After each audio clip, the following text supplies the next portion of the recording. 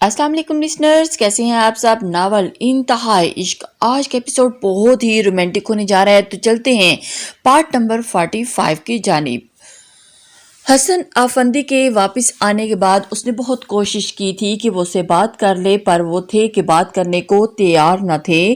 پھر انہوں نے ایک دن اس سے بات کی پر انتہائی بیزار تھا، جیسے وہ اس کی کوئی بات سننا نہیں چاہتے ہوں۔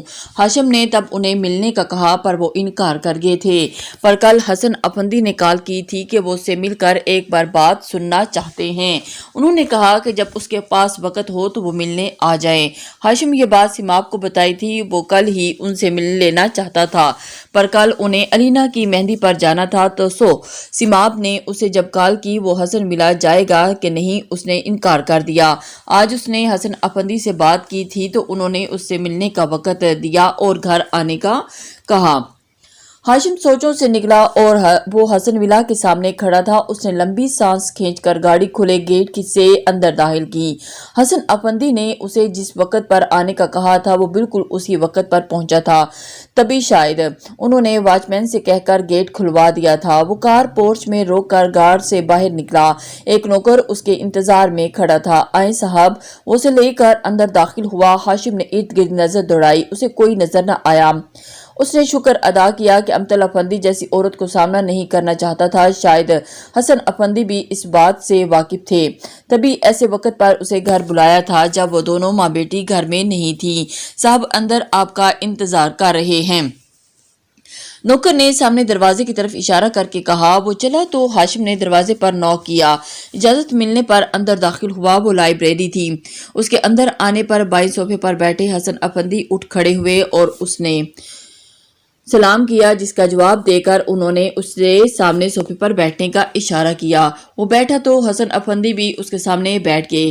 ان کا چہرہ بہت سنجیدہ تھا، ہاشم کو پہلے سے کہیں زیادہ کمزور اور بوڑھے لگے تھے۔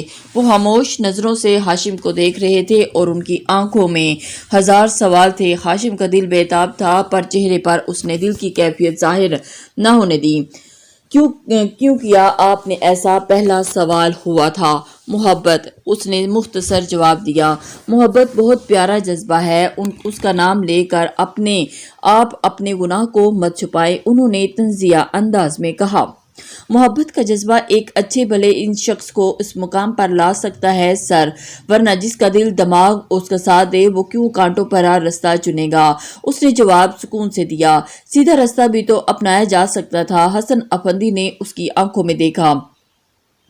دوسرا کوئی راستہ نہ تھا، یہ آپ بھی اچھے سے جانتے ہیں۔ اشارہ امطل اور تابین کی طرف تھا، جسے حسن افندی اچھے سے سمجھ چکے تھے۔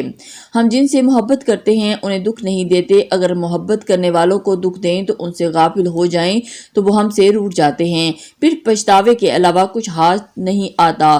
وہ دور ماضی میں کھوئے کہہ رہے تھے۔ ہاشم ان کے ماضی سے واقف تھا، سماپ نے اسے سب بتایا تھا۔ ان کی بات سمجھ کر اسے ان کی دکھ بھری آنکھوں میں دیکھا، تبھی میں آج یہاں موجود ہوں سر۔ میں اپنی محبت سے غافل نہیں ہوں، میں اسے ہر خوشی دینا چاہتا ہوں، اور پھر اس خوشی کی قیمت چاہے کچھ بھی ہو کیوں نہ۔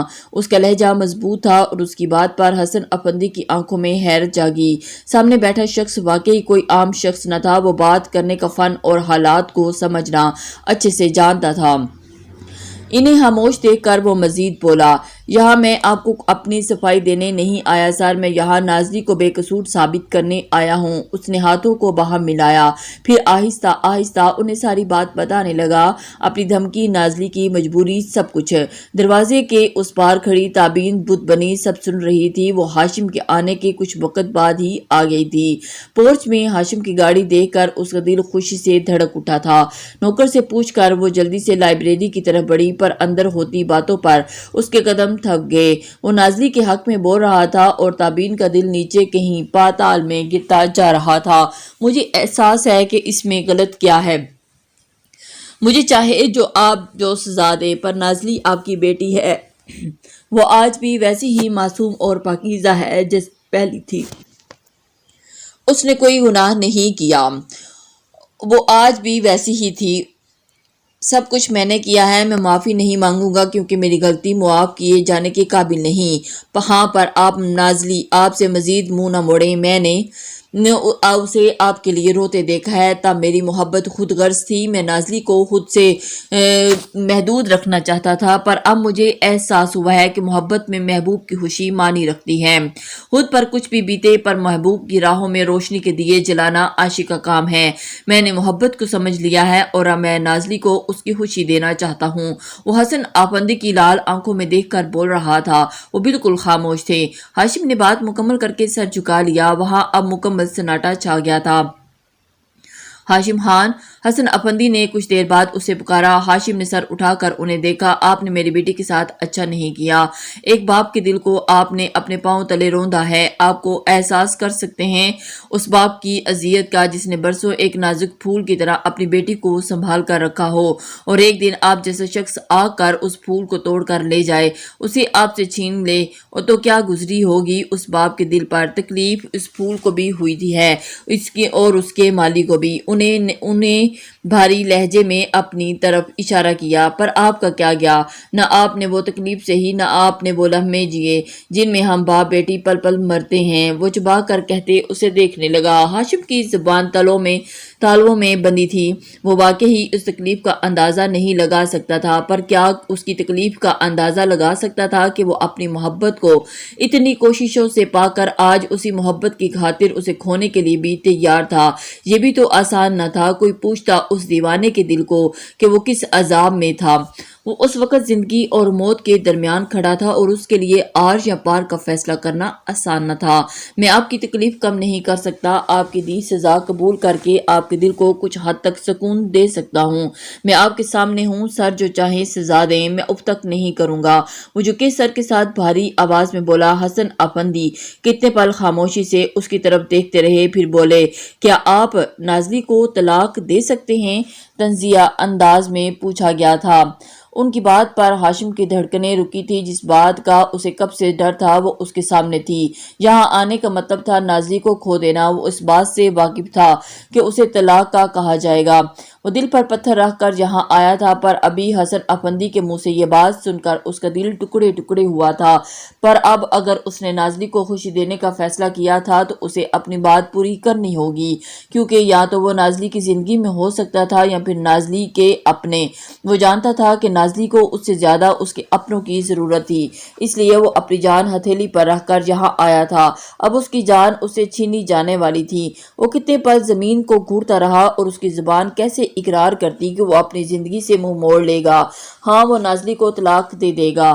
بس یہی تھی آپ کی بڑی بڑی باتیں۔ آپ تو سزا کا مطالبہ کر رہے تھے اور میں نے آپ کو بہت آسان سزا سنائی ہے۔ حسن افندی طنزیہ انداز میں مسکرائے تھے۔ آسان سزا؟ یہ تو کوئی ہاشم سے پوچھتا کہ یہ سزا کتنی آسان تھی۔ وہ دو ٹکڑوں میں تقسیم ہو رہا تھا اور اس کے دل میں سے لہو ٹپک رہا تھا، اور اس نے کانپتے دل کو مضبوط کیا، مٹھیوں کو زور سے پینچھا، اور پھر وہ کہنا چاہتا تھا کہ مجھے آپ کی بات قبول ہے، پر اس کی زبان اس کا ساتھ نہیں دے رہی تھی۔ دل پاگل ہو رہا تھا۔ جائیں ہاشم خان، اور دوبارہ مجھ سے ملنے کی ضرورت نہیں آپ کو۔ میری بیٹی اگر یہاں آئے گی تو نازلی حسن افندی بن کر، کیونکہ نازلی ہاشم خان کے لیے اس گھر میں کوئی جگہ نہیں ہے۔ وہ دانت پیس کر اٹھ کھڑے ہوئے، پھر ایک جلتی نظر اس پر ڈال کر کھڑکی کی طرف بڑھ گئے۔ ہاشم ہنوز اسی پوزیشن میں بیٹھا تھا جیسے پتھر ہو گیا ہو۔ اف، اپنی محبت کو اپنے ہاتھوں سے کھو دینا کتنا مشکل ہوتا ہے، یہ کوئی ہاشم سے پوچھتا۔ ایک پل کے لیے اس کا دل کیا کہ وہ اٹھ کر یہاں سے چلا جائے اور ایک بار پھر خود غرض بن جائے، پر نہیں، اب کی بار وہ ایسا نہیں کر سکتا تھا۔ اس نے سختی سے آنکھیں بھینچی اور نازلی کی صورت اس کی آنکھوں کے سامنے لہرائی اور اس کی آنکھوں کی حسرت، اس کا رونا۔ اگلے پل وہ جھٹ سے آنکھیں کھول کر اٹھ کھڑا ہوا۔ اس نے حسن افندی کی پشت کو دیکھا۔ مجھے آپ کی بات قبول ہے، اس نے بھاری آواز میں کہہ کر لب بھینچ لیا۔ حسن افندی نے حیرت سے پلٹ کر اسے دیکھا۔ کیا قبول ہے؟ وہ اس کا صبر آزما رہے تھے۔ جو آپ نے کہا، اس نے سنجیدگی سے کہہ کر اپنے جذبات کو قابو میں رکھا۔ کیا؟ وہ آبرو اٹھا کر بولے، اور وہ اس کے منہ سے سننا چاہتے تھے۔ میں نازلی کو، وہ رکا، اس کی کن پٹی پر رگیں ابری تھی۔ اس کے لیے یہ بات کہنی موت سے کم نہ تھی۔ میں نازلی کو طلاق دینے کے لیے تیار ہوں، اس نے کہہ کر دانت پیسے۔ اس کی بات سن کر کھڑی تابین کی آنکھوں سے آنسو گرنے لگے۔ وہ نازلی کی محبت میں سوار دینے کو تیار تھا، وہ نازلی کی محبت میں اس سے دور جانے کو بھی تیار تھا، اور ان کی طلاق کی بات سن کر اسے خوش ہونا چاہیے تھا، پر اس کا دل خالی ہونے لگا۔ وہ شخص ہمیشہ محبت کے معاملے میں ایک قدم آگے رہا تھا۔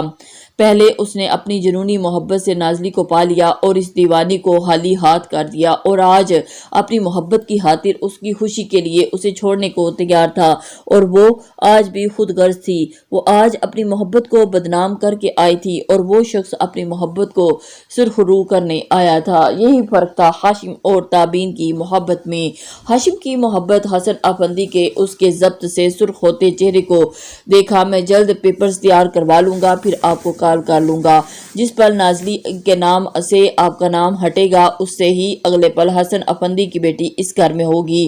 وہ سنجیدگی سے کہہ کر پلٹے اور کھڑکی سے باہر دیکھنے لگے۔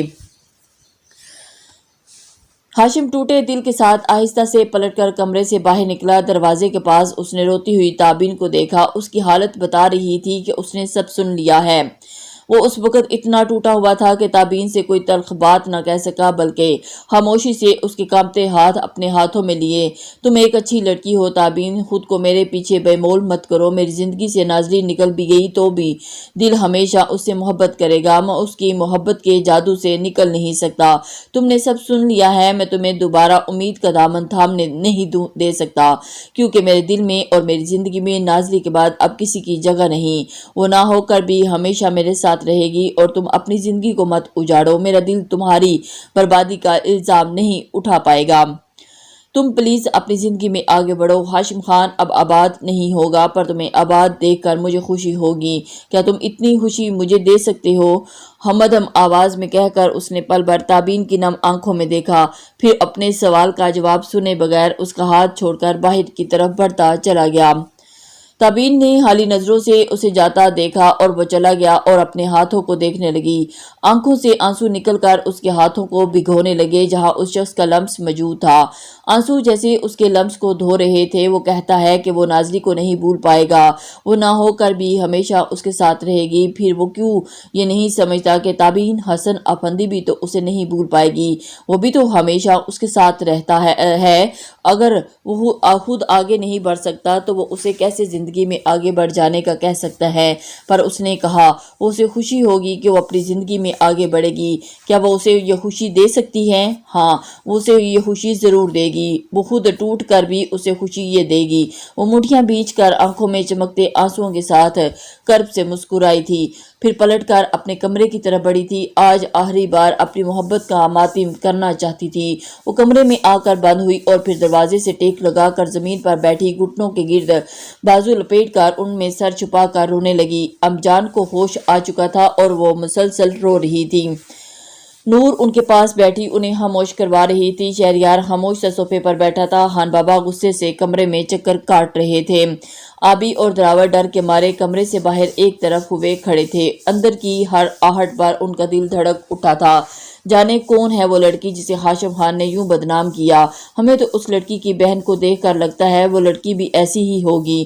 اس کی بہن نے جتنا سچ جھوٹ کیا ہم اس سب سے واقف ہیں۔ اس لڑکی نے کیوں کیا ہاشم خان سے نکاح، اور ایسی کیا مجبوری تھی کہ وہ اپنے ماں باپ کا سر جھکا گی؟ وہ لڑکی بھی تو کوئی پاکیزہ نہیں ہوگی، اور ہاشم خان سے تو ہم اچھے سے واقف ہیں، اور اس سے تو اب ہم اندازہ نہیں لگائیں گے، نپٹیں گے۔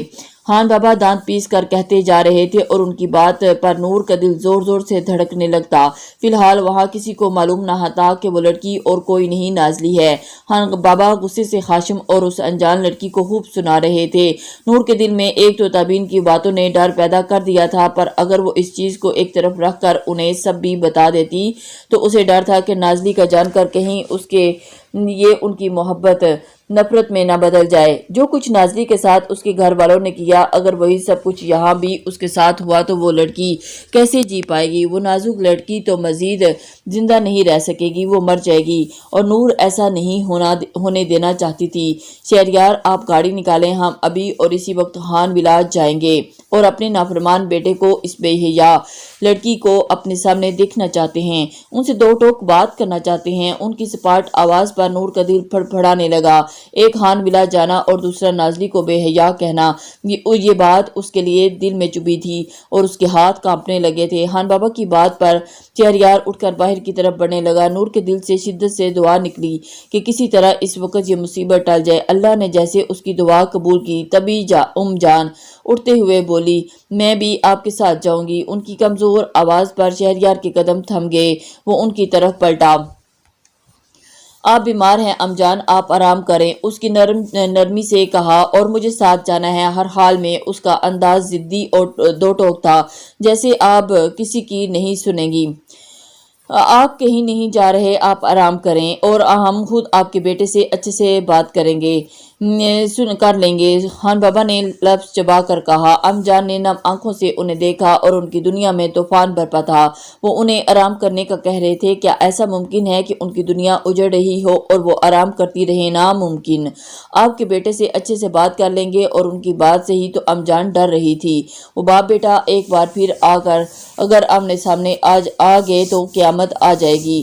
غصے کی دونوں تیز تھے اور پھر اپنے غصے میں وہ کچھ بھی کر سکتے تھے۔ وہ ان دونوں میں سے کسی ایک کو بھی کھونا نہیں چاہتی تھی، اور اسی وجہ سے میری شال نکالو بیٹا، انہیں نے خود کو مضبوط کر کے نور سے کہا۔ خان بابا نے جھنجھلا کر انہیں دیکھا، اور وہ کبھی بھی انہیں بہت مجبور کر دیتی تھی۔ وہ جو کسی کی نہیں سنتے تھے، ضد کے پکے تھے۔ وہ جان کے آگے ہار جاتے تھے۔ جان کے آگے ان کی ضد ٹوٹ جاتی تھی۔ اور شہریار رہنے دیں، آپ کی جان اپنی ضد سے پیچھے نہیں ہٹیں گی، انہیں بھی آرام کرنا چاہیے، اس لیے ہم صبح خان ولا جائیں گے، پھر جو ہو سکا سب کی موجودگی میں ہوگا۔ وہ خود پر ضبط کر کے کہتے مٹھیاں پینچ کے صوفے پر بیٹھے۔ ان کی بات پر سر ہلا کر شہریار وہیں خاموشی سے دیوار کے ساتھ ٹیک لگا کر کھڑا ہو گیا، اور اس نے نور کو دیکھا جو خان بابا کے بیٹھنے پر لمبی سانس کھینچ کر جان کو آرام کرنے کا کہنے لگی۔ شہریار کو اس کی حالت دیکھ کر افسوس ہوا۔ وہ نڈھال سی تھی اور اس کے اکلوتے بھائی نے ایسا کیا تھا۔ نور کو کتنا دکھ ہوگا وہ سوچ سکتا تھا۔ ہاشم کی شادی کو لے کر اس نے نور کے منہ میں کئی بار باتیں سنی تھی کہ لالا کی شادی میں یہ کرے گی اور وہ کرے گی، پر لالا ہاشم نے ہر چیز پر پانی پھیر دیا تھا۔ وہ خود اس لڑکی کے منہ سے ہاشم کی شادی کی بات سن کر شاکڈ رہ گیا تھا۔ پھر اس نے جلدی سے خود کو سنبھال لیا تھا کہ ہو سکتا ہے وہ لڑکی جھوٹ بول رہی ہو، پر جس دو ٹوک انداز میں بات کر رہی تھی، اس سے صاف ظاہر تھا کہ وہ سچ کہہ رہی تھی۔ شہریار کو ہاشم کی اس حرکت پر افسوس ہوا تھا۔ ہاشم خان نے ہمیں بدنام کروانے میں کوئی کسر نہیں چھوڑی تھی۔ اب ہمیں سمجھ آ رہی ہے کہ ہاشم خان نے ابھی سے شادی کرنے سے کیوں انکار کیا۔ ضرور اس کے پیچھے وجہ وہ لڑکی ہی ہوگی۔ جانے کتنے سالوں سے شادی کر کے بیٹھا ہے، اتنے عرصے میں وہ ہمیں بیوقوف بناتا رہا۔ خان بابا کا بس نہیں چل رہا تھا کہ وہ کیا کر ڈالے۔ غصہ کم ہونے کا نام نہیں لے رہا تھا۔ ان کی بات پر نور نے حیرت سے انہیں دیکھا۔ اوف، اس نے تو یہ سوچا ہی نہ تھا کہ خان بابا ایسا سمجھیں گے۔ تابعین نے یہ تھوڑی بتایا تھا کہ ہاشم کی شادی کب ہوئی ہے، کتنا عرصہ ہوا ہے۔ پھر تو خان بابا کا یہ سوچنا بھی بنتا ہے کہ ہاشم نے نازلی کی وجہ سے ہی آبی سے شادی کرنے سے انکار کیا تھا۔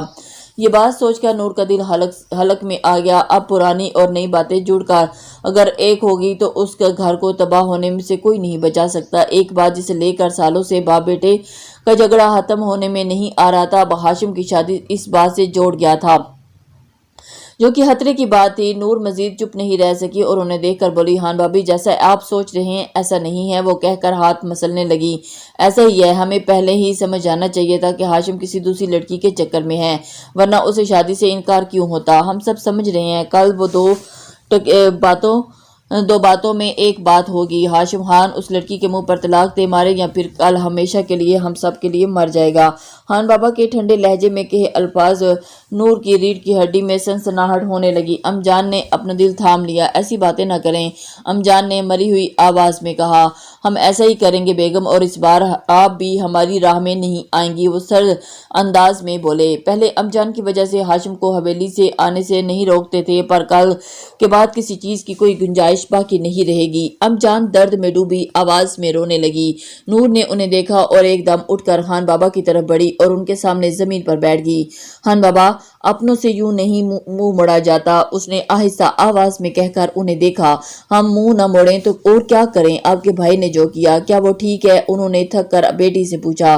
اس نے ہمارا سینہ چھلنی کر دیا ہے بیٹا جی، ہم اپنے زخم کس کو دکھائیں؟ ہمارا بیٹا ہمیں ہر مقام پر منہ کے بل گرا رہا ہے۔ کبھی ہمارے دل میں خیال آتا ہے اگر ایسا بیٹا ہونا تھا تو وہ ہوتا ہی نہ، پیدا ہوتے ہی مر جاتا، آج ہمیں یہ دن دیکھنا نہ پڑتا۔ ان کے انداز میں دکھ ہی دکھ تھا۔ ان کی بات پر نور نے آنکھیں نم ہوئیں۔ ام جان کی سسیاں کمرے سے گونجنے لگیں۔ شہریار سنجیدہ اس کے چہرے کی طرف اس کے بڑھا۔ ام جان پلیز روئے نہیں، آپ کی طبیعت پہلے سے ہی خراب ہے۔ اس نے بیڈ پر بیٹھ کر ام جان کو ساتھ لگایا۔ آپ دیکھیں شہریار، آپ کے خان بابا کیسی باتیں کر رہے ہیں اور ان کی باتیں ایک ماں کے دل کو تڑپا رہی ہیں۔ ان سے کہیں کہ ایسی باتیں نہ کریں، وہ رو کر کہہ رہی تھی۔ شہریار نے پریشانی سے انہیں پھر سے پتھر چہرے لیے خان بابا کو دیکھا۔ خان بابا فیصلہ کرنے کے بعد کسی کی کہاں سنتے تھے۔ آپ معاف کر دیں لالا کو۔ نور نے نم آنکھوں سے باپ کو دیکھا۔ وہ بھائی کی طرف سے معافی مانگ رہی تھی۔ آپ آر یا پار کا فیصلہ ہوگا، یا وہ ہماری بات مانے گا یا ہماری زندگی سے ہمیشہ کے لیے نکل جائے گا، وہ پتھر سے بنے سخت لہجے میں بولے۔